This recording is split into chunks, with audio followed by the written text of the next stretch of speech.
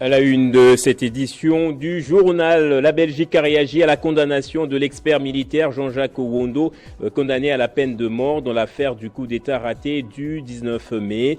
Le service public fédéral Affaires étrangères belge s'est dit surpris du verdict compte tenu du peu d'éléments fournis lors du procès. À la une aussi, son audition a fait taire les bruits sur sa disparition. L'opposant Seth Kikouni, détenu à la NER, a été auditionné vendredi au parquet général près la cour d'appel de Kinshasa-Gombe. Sa famille politique continue de dénoncer une atteinte à la liberté d'expression. Vous suivrez les explications d'un de ses avocats. Et l'actualité en Afrique, le Soudan du Sud a annoncé un nouveau report de 2 ans des premières élections, justement censées mettre fin à la période de transition prévue par l'accord de paix de 2018. Et on parlera également sport dans ce journal. Football, le tout-puissant Mazembe s'est imposé en Zambie sur le score de 2-0 devant Reds Arrows pour le compte du match aller des 16e de finale de la Ligue des champions de la CAF. Autre belle entrée aussi pour Maniema Union qui a battu Petro Atlético d'Angola par 2-1 au stade des Martyrs. Bonsoir à tous et bienvenue dans ce journal. Le service public fédéral Affaires étrangères belge dit être surpris de la condamnation de Jean-Jacques Ouondo, expert militaire belge condamné à mort le vendredi 13 septembre dans l'affaire de la tentative du coup d'État du 19 mai 2024. Ce sujet belge était arrêté à Kinshasa pour complicité à ce coup d'État orchestré par Christian Malanga et étouffé dans l'œuf par l'armée congolaise. Le verdict est tombé le vendredi 13 septembre 2024. Le tribunal militaire jugeait une cinquantaine de personnes. La peine de mort a été prononcée pour 37 prévenus, parmi lesquels 3 Américains et 1 Belge. Ils sont condamnés notamment pour terrorisme, attentat, association de malfaiteurs et détention illégale d'armes et munitions de guerre. Le Belge Jean-Jacques Ouondo, expert militaire, était jusqu'au 19 mai dernier un collaborateur connu de l'Agence nationale de renseignement. Il a été reconnu par la justice militaire comme étant un concepteur et auteur intellectuel de ce qui a été présenté comme un coup d'État manqué.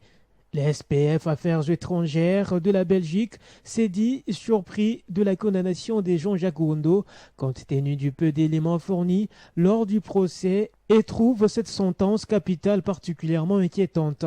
Ses proches et ses avocats avaient aussi dénoncé un dossier monté de toutes pièces car il était devenu dérangeant en lançant des réformes dans les services de renseignement. Ces derniers ont déjà indiqué leur intention de faire appel. Le tribunal accorde un délai de 5 jours pour déposer un recours. Et je le disais aussi au titre, on en sait un peu plus maintenant sur les motifs de son arrestation et de sa détention. L'opposant Seth Kikouni, détenu jusque-là par la NER, est accusé d'incitation à la désobéissance civile et propagation de fausses informations. Il a été auditionné vendredi par le parquet général près la cour d'appel de Kinshasa-Gombe. On écoute les explications d'un de ses avocats. Je confirme que j'ai assisté M.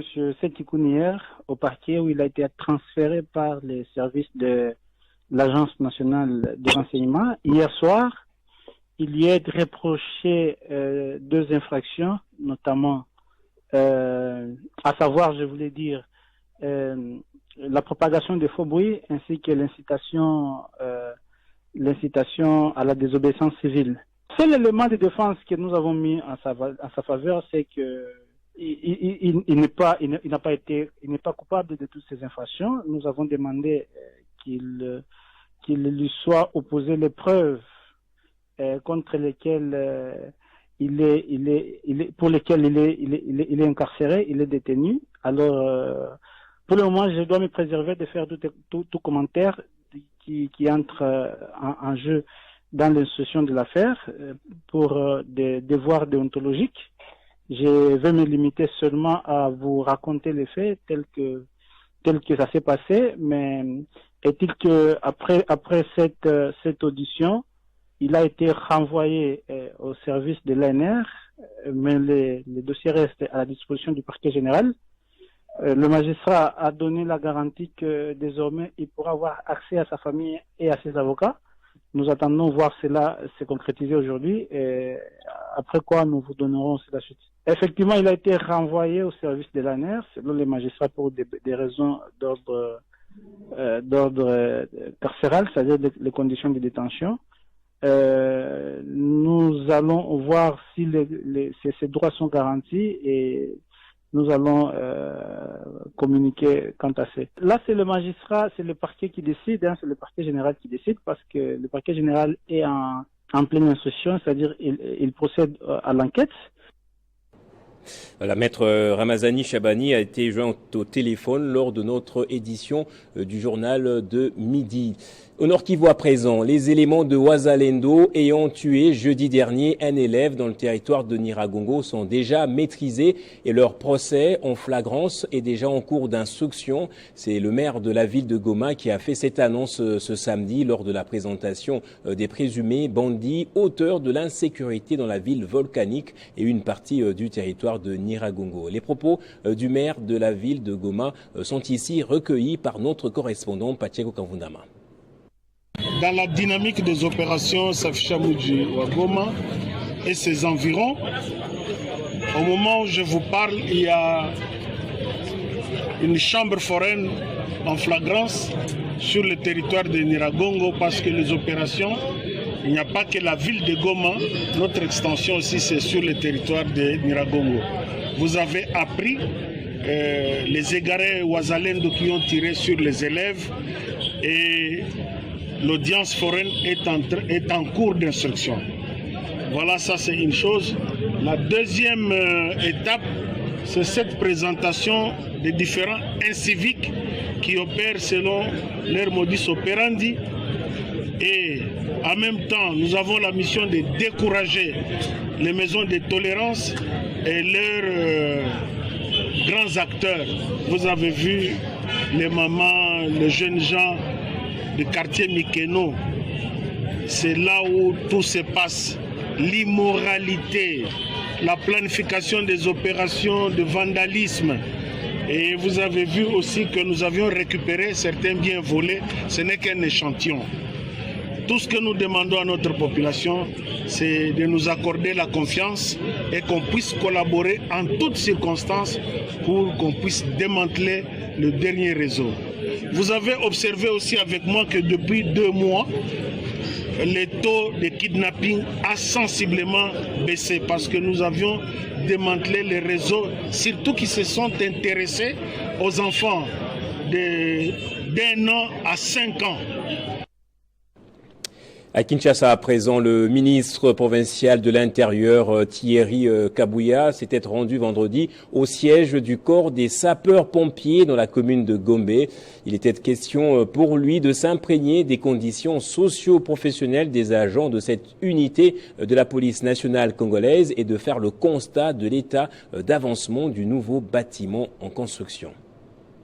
Accompagné du commandant adjoint intérimaire de sapeurs-pompiers, le ministre provincial de l'Intérieur de Kinshasa a eu un entretien avec les agents du corps des sapeurs-pompiers sur plusieurs sujets, notamment leur rémunération ainsi que la nécessité de l'amélioration de l'accès aux soins de santé de ces agents. Cette unité de la police nationale congolaise a fait part également au ministre des difficultés liées à l'approvisionnement en carburant pour bien mener les interventions et le manque des équipements adéquats. Après cet échange, le ministre Thierry Kabouya a visité les engins et le nouveau bâtiment en construction destiné au corps de sapeurs-pompiers financé par le gouvernement central. Construit selon les normes internationales, ce bâtiment comprend plusieurs bureaux, un dispensaire, un espace pour les parades et un parking pour les engins anti-incendie. Satisfait de l'état d'avancement des travaux, ce membre du gouvernement Bumba promet de s'engager pour des solutions aux préoccupations soulevées par ce corps de sapeurs-pompiers. Donc il fallait que je puisse venir pour réarmer leur morale,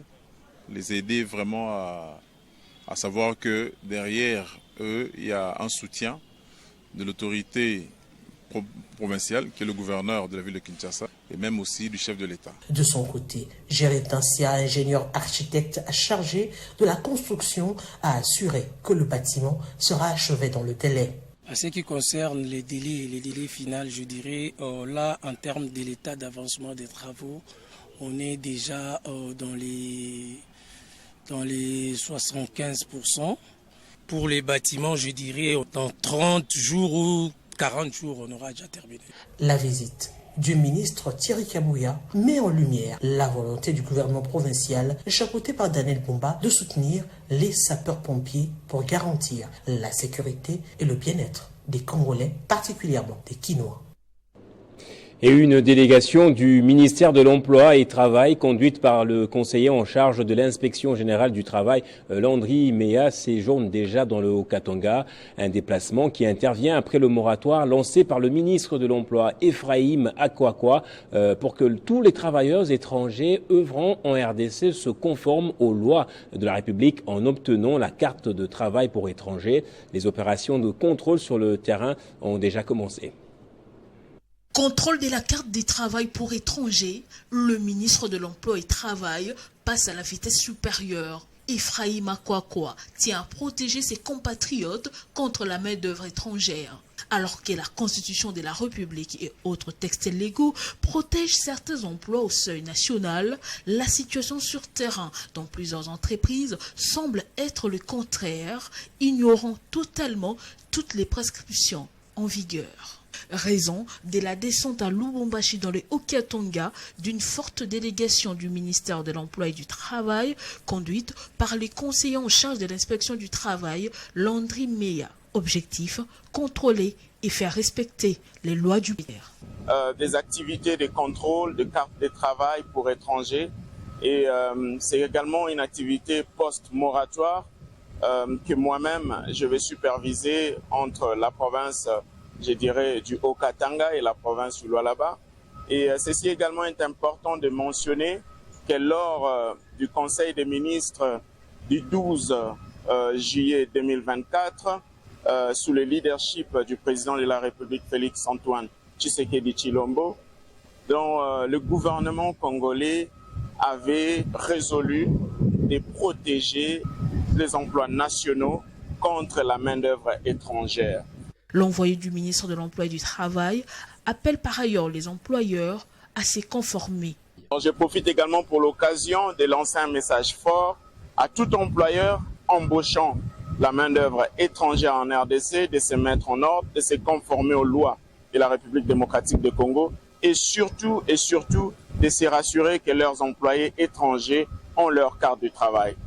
La création de 6 millions d'emplois étant le premier pilier du deuxième quinquennat du chef de l'État Félix Antoine Tshisekedi, la protection des emplois déjà existants est donc une nécessité. La période des vacances parlementaires n'a pas été de tout repos pour Clotilde Moutita dans sa circonscription électorale de Lubumbashi. Elle a touché de près les problèmes de ses électeurs en effectuant plusieurs descentes dans sa circonscription électorale. Jean-Marc Koulou pour le reportage. Clotilde Moutita Kalunga a confronté les désidératas de la population aux réalités du terrain face aux autorités locales. À l'Assemblée provinciale, à la mairie, et dans les différentes communes, elle s'y est rendue pour trouver des solutions à l'immédiat et d'autres apportées au Parlement. La sécurité de la population et ses biens tient à cœur l'élu de Lubumbashi. Au commissariat urbain, elle a échangé avec le commandant district ouest sur le travail de la bonne sécurisation de la ville. Les violations des droits de l'homme ont été aussi touchées. À la MONUSCO, Clotilde Moutita s'est entretenue avec le chef de bureau aux droits de l'homme, à qui elle a fait part des graves atteintes aux droits de l'homme. L'honorable Clotilde Moutita a mis à profit ses vacances parlementaires pour poser des actes à impact visible, un don des matériaux et une somme importante pour soutenir la construction de la nouvelle paroisse catholique Notre-Dame de Pauvre à la Rouachi, l'ouverture d'un centre de formation professionnelle gratuite au profit de la femme en lecture et écriture, ainsi que la coupe et couture, des machines à coudre et autres accessoires pour la pratique ont été offerts. Cette enseignante des universités sur le leadership et la bonne gouvernance a également facilité des formations et financé un groupe de mamans de sa base à accroître leur business. Pour les unes et les autres ont été incitées à l'autonomisation financière. Katouba, souvent oublié des politiques, a senti aussi les cœurs des maires de l'honorable Moutita. L'église pentecôtiste, centre prière du combat spirituel, a reçu un kit des instruments de musique de main de cette chrétienne catholique convaincue. C'est bien informé et avec un carnet fourni que Clotilde Mutita est rentrée à Kinshasa où elle fera parvenir les doléances de ses électeurs lors de la session de septembre. Et autres vacances parlementaires, le député national Mounana Ramazani a également passé de bons moments dans son fief, dans le Haut-Katanga, à Kipushi précisément. L'élu du coin a fait des dons à l'église catholique pour ainsi marquer son attachement et son amour à son fief électoral. Pour clôturer ces vacances parlementaires dans le Haut-Katanga, circonscription électorale de Kipushi, les députés national Guy Geoffrey Mounana Ramazani a voulu d'abord bâtir l'hôtel à Dieu ce dimanche 8 septembre 2024, ici à la paroisse Saint-Charles-Luanga de Kipushi, église de ses parents, grands-parents. L'élu de Kipushi a fait une offrande spéciale à Dieu. Un lot important d'épargne et des vivres composés notamment des sacs de farine, de maïs et des cartons de poissons. Dans cette église, Guy Geoffrey Mounana n'en est pas à son premier don. Plus jeune, il posait déjà de nombreux dons. Dans son intervention, le curé de la paroisse, l'abbé Maurice Ilunga, a remercié vivement le député Guy Geoffrey Mounana Ramazani. Ces dons, en plus de nombreux autres déjà faits par la Fondation Calix Mounana. Ministère de veuves, orphelins et personnes vivant avec handicap vient à point nommé en ce qu'il coïncide avec la célébration du cinquantenaire du curé qui dit garder un bon souvenir de la Fondation Calix Mounana, du nom du grand-père du député national Guy Geoffrey Mounana et qui totalise 36 ans de lutte sur terrain pour les vulnérables. Il en a profité pour solliciter de l'élu du peuple une aide en fourniture scolaire pour permettre aux élèves de Saint-Charles-Luanga de démarrer l'année scolaire. C'est à quoi les députés national Guy Geoffrey Mounana a répondu positivement. Il y avait les ordinations, nous avons fait recours à la fondation nous a aidés et la fondation continue. Vous avez vu à l'hôtel, c'est Rouge qui nous a aidés à honorer l'hôtel. Il y a les tapis, quand il y a les ordinations, nous mettons les tapis. C'est elle qui nous aide, qui tient toujours sa paroisse. Nous disons sincèrement merci pour votre présence, de prier avec nous aujourd'hui, et de nous soutenir toujours pour que l'œuvre de Dieu puisse continuer. Celui qui soutient l'œuvre de Dieu, il est déjà béni. Voilà. En tout cas, un grand merci. Après la messe, les députés, Guy Geoffrey Mounana a procédé à la visite de l'école dont il faut encore finaliser les travaux. Il promet ici aussi d'apporter sa contribution pour donner aux enfants de Kipushi un cadre adéquat de formation. On va rester à Kipushi dans le Haut-Katanga. Victor Ngoy Wangoy a tenu lundi dernier une matinée politique à l'intention du premier vice-président du Sénat, José Kalala Wakalala, après sa brillante élection. Une activité qui a réuni plusieurs militants de l'Union des valeurs Tshisekedi, UVT en sigle, et les membres de la Fondation pour le développement communautaire de Kipushi, Fondekoki en sigle.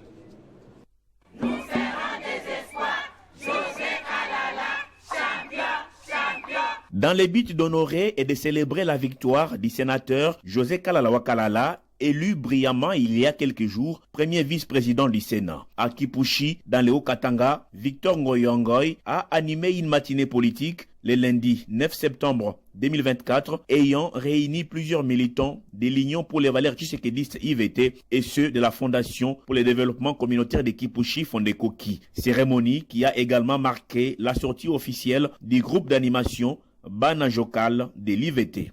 Bana Jokal, ils sont contents de leur autorité morale qui a été élue comme premier vice-président du Sénat. Celui qui s'est dit remplaçant valable des faits, Antoine Gabriel Kungo-Kumonza, donne ici les mobiles de la mise en place de ces groupes. On a dénommé groupe d'animation Jokal. C'est pour honorer notre autorité morale. Comme vous le savez, il a battu le record de toutes les voix aux élections au Sénat. C'est lui le numéro 2 du Sénat. Kipushi a trouvé mieux de l'honorer, donc en baptisant le groupe d'animation de Kipushi à son honneur, donc à son nom. Victor Ngoy s'est aussi félicité d'avoir implanté les partis IVT sur l'ensemble de la province du Haut-Katanga. L'IVT est vraiment implanté solidement dans tous les coins et recoins du sud-ouest du Katanga. Cette cérémonie s'est terminée dans une ambiance festive. Et puis au Kasaï central, 3 mois après son lancement par Alexis Guizarro, les travaux de réhabilitation de la route Kananga-Kalambambouji, censés désenclaver tout l'espace Grand Kasaï, semblent évoluer convenablement. Cette fois, c'est la bonne, visiblement. Les mêmes prétextes avancés lors des précédents lancements des travaux ressurgissent, notamment blocage des matériels et engins des Chinois au Katanga. La notabilité du Kasaï central ne compte pas se faire avoir, encore une fois. La pression va être exercée à tout le niveau, dit-elle. Oui, comme vous le savez, nous étions à Kinshasa pour cette route dans le cadre de notabilité unitaire. Aujourd'hui, une semaine après, lorsqu'on avait appris qu'on avait lancé effectivement les travaux, nous sommes dit nous-mêmes, nous devons être là comme des témoins vivants. J'ai dit merci au chef de l'État qui a bien voulu qu'on puisse relancer les travaux. Merci et félicitations aux notabilités unitaires, députés nationaux, sénateurs, tout celui qui s'est donné pour ces travaux. Mais nous sommes au regret de constater qu'une semaine après le lancement de ces travaux, les Chinois ont fait nefisquer 280 mètres. Nous regrettons parce qu'une semaine c'est beaucoup pour les travaux effectués, par rapport aux travaux effectués. Et donc, le souhait est que nous devons ensemble continuer les pressions. Voilà, j'appelle l'unité des notables dignitaires, j'appelle l'unité des députés nationaux, provinciaux. Nous devons être unis pour qu'ensemble qu'on fasse un lobbying payant, pour que les travaux soient réellement effectifs. Ici, les Chinois nous ont parlé de tout cœur. Il y a les engins qui traînent encore du côté Kamoucha, il y a les engins qui traînaient encore du côté de Bumbashi, Kolosi. Si nous laissons les Chinois seuls, nous allons regretter. Ainsi, nous demandons l'implication du gouvernement provincial, l'implication du gouvernement central pour aider les Chinois afin que les engins arrivent à la destination. Nous voulons que les Chinois puissent nous donner cette route, faire des 32 km dont il est question, pendant 6 mois et non une année. Allez, on va prendre à présent la série des événements sur la collation des grades académiques et de clôture de l'année académique. D'abord à l'Institut supérieur d'information, programmation et analyse, ISIPA en sigle. L'événement s'était déroulé ce samedi. La cérémonie a été présidée par Martin Ekanda Odimba, PDG de l'ISIPA, dont la vision et le leadership exemplaire ont été salués par tous. Après avoir remercié Dieu le Créateur pour sa protection, Martin Ekanda Ondimba a accueilli chaleureusement tous les participants. Un moment particulièrement émouvant de la cérémonie a été dédié à rendre hommage à Papa Martin Ekanda Ondimba, le fondateur visionnaire de l'ISIPA. Son engagement indéfectible et sa passion pour l'éducation ont non seulement façonné l'institution, mais ont également laissé une empreinte durable sur toute la communauté académique. Le directeur général de l'ISIPA, le professeur Ephraim Mbaki, a prononcé un discours de politique générale, soulignant que l'engagement de l'institution est en parfaite harmonie avec la vision du chef de l'État Félix Tshisekedi, ainsi que celle de Marie-Thérèse Sombo, ministre de l'ESU. Ces visions visent à promouvoir l'innovation et l'entrepreneuriat chez les jeunes. Le secrétaire général académique, le professeur Kayamba Toussaint, a ensuite proclamé le résultat des lauréats. La cérémonie s'est terminée par un défilé festif, des danses et des cris de joie, célébrant avec enthousiasme les accomplissements des diplômés et la fierté de leur famille. Ce qui est important pour nous, ce n'est pas de déverser sur le marché de l'emploi des jalonneurs, mais nous déversons sur le marché les futurs entrepreneurs, donc ceux qui créent de l'emploi. Et c'est là que nous inscrivons dans la droite logique du message du chef de l'État, qui veut créer des millionnaires, et nous formons le millionnaire. Et ici, on va même au-delà, puisqu'on les accompagne à la création des entreprises. Donc moi, ce que je leur souhaite d'abord, qu'ils puissent être entrepreneurs. Et ceux qui peuvent trouver de l'emploi, on les encourage également. Mais derrière ça, c'est une formation. C'est une formation, c'est une vision et qu'on a matérialisé. Dès la première licence aujourd'hui, système LMD, nos enfants, nous avons mis en œuvre le cours de l'entrepreneuriat. Messieurs et dames, vous qui êtes au niveau de FPI, vous qui êtes au niveau des FOGEC, vous qui êtes au niveau de l'ANADEC, vous qui êtes au niveau du ministère de l'Industrie, ouvrez-nous les portes parce que nous allons venir, on va frapper, amener les futurs entrepreneurs. Cet événement marque un jalon important dans le parcours académique des diplômés et souligne l'engagement continu de l'ISIPA à former les leaders innovants en harmonie avec les objectifs nationaux. Et 177 nouveaux lauréats de l'Institut supérieur de développement rural des Grands Lacs ont été mis sur le marché de l'emploi. C'était au cours d'une double cérémonie de clôture de l'année académique et collation des grades académiques organisée ce samedi à Goma. Cette cérémonie s'est déroulée en présence du PCA de l'Institut, le député national Ayobangira Safari, qui a annoncé l'ouverture dès l'année prochaine d'une autre institution, l'Université Polytechnique de Goma. Patio Kavunama. À l'Institut supérieur de développement rural de Grand Lac, la double cérémonie de collation des grades et clôture de l'année académique 2023-2024 a été marquée d'abord par une procession entre corps académiques, enseignants et étudiants sur différentes artères de la ville de Goma, avec comme point de chute les installations de l'ISDRGL. Ici, la secrétaire générale académique a présenté les rapports de toutes les activités de cette année. Une année qui s'achève sur une note de satisfaction, selon son directeur général, le professeur Joseph Kitagagnan. Il précise que les lauréats mis sur le marché de l'emploi sont capables de contribuer au développement du pays. Avec la mise en symbiose de ces diverses connaissances théoriques et pratiques, ces lauréats que vous voyez ici devant vous sont capables de relever les défis en développement. Le président du conseil d'administration de l'ISDRGL, à la personne de l'honorable Ayobangira Safari, présent à cette cérémonie, a annoncé plusieurs innovations mises en place au sein de son institution. L'ISDR va faire un partenariat gagnant-gagnant avec ses étudiants, non seulement financer leur activité génératrice de recettes, qui va leur permettre de payer plus facilement les frais académiques, mais également de leur préparer dans leur vie de professionnels après les études. Le représentant du gouverneur de province à cette activité, Paluku Mukosa Albert, a salué la qualité des enseignements qu'offre l'ISDRGL. Et en Afrique, le Soudan du Sud a annoncé vendredi un nouveau report de 2 ans des premières élections de sa jeune histoire, censé mettre fin à la période de transition prévue par l'accord de paix de 2018, une annonce faite par le président Salva Kiir lui-même.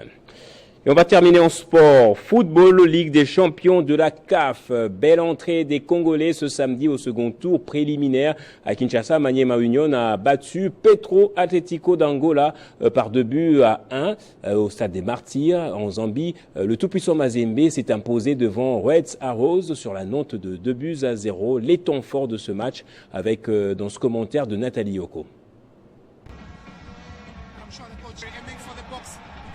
C'est une prestation honorable des Congolais ce samedi en Ligue des champions de la CAF. Demi-finaliste de la dernière édition et championne en titre de la Ligue 1 au pays, les tout-puissants Mazembe a tenu son rang en s'imposant 2-0 en Zambie face à Red Arrows pour les comptes du second tour préliminaire. Le jeune talent Oscar Kabouit et Mercé Ngimbi ont marqué les 2 buts en seconde période, respectivement au 66e et 71e minute de jeu.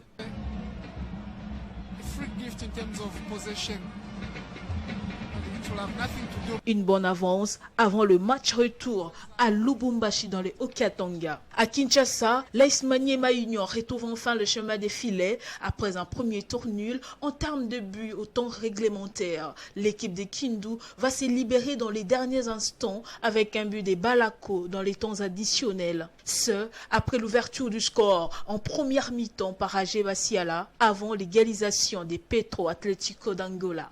Une suprématie que les Kambelembele devront confirmer dans une semaine en Angola. Mais avant, ce dimanche, c'est un autre club congolais qui va prester. Le FC Santolo Lupopo sera reçu à l'Estadio National d'Atundavala à Lubango par Bravo Domakis d'Angola en Coupe de la Confédération de la CAF. Ce, après la défaite dans cette même compétition ce vendredi dans la soirée de l'AS Vita Club par 2-0. L'équipe de Kinshasa était reçue par les Sud-Africains des Stellenbosch. Les moscovites devront faire le gros du travail à la maison devant leur public. Place au rappel des titres à présent. La Belgique a réagi à la condamnation de l'expert militaire Jean-Jacques Wondo, condamné à la peine de mort dans l'affaire de la tentative de coup d'État du 19 mai. Le service public fédéral Affaires étrangères belge s'est dit surpris du verdict compte tenu du peu d'éléments fournis lors du procès et trouve la sentence capitale particulièrement inquiétante. Et puis son audition a fait taire les bruits sur sa disparition. L'opposant Seth Kikouni, détenu à l'ANER, a été auditionné vendredi au parquet général près la cour d'appel de Kinshasa-Gombe. Sa famille politique continue de dénoncer une atteinte à la liberté d'expression. Et en Afrique, le Soudan du Sud a annoncé un nouveau report de 2 ans des premières élections censées mettre fin à la période de transition prévue par l'accord de paix de 2018. Et puis du football, le tout-puissant Mazembe s'est imposé en Zambie sur le score de 2-0 devant Reds Arrows pour le compte du match aller des 16e de finale de la Ligue des Champions de la CAF. Autre belle entrée aussi pour Maniema Union qui a battu Petro Atlético d'Angola par 2-1 au stade des Martyrs. Et c'est par ici que va se refermer ce journal. Merci à vous tous, madame, monsieur, de l'avoir suivi. L'actualité est en continu sur votre chaîne Télé 50.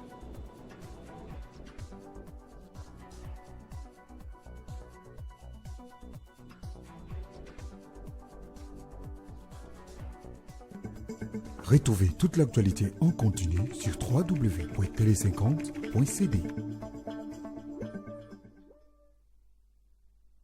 Communiqué de la grande famille royale de Kabongo Benailunga. Nous, la grande famille royale Benailunga, réunie à Lubumbashi en date du 13 août 2024, avons appris avec indignation le message véhiculé sur les réseaux sociaux et venant par ces communiqués couper court à tous ces faux bruits depuis la disparition brutale de notre grand chef Edouard Kumwimba Kabongo IV à Kabongo. En effet, la désignation du successeur au trône n'a jamais été une affaire politique, administrative ou même socioculturelle.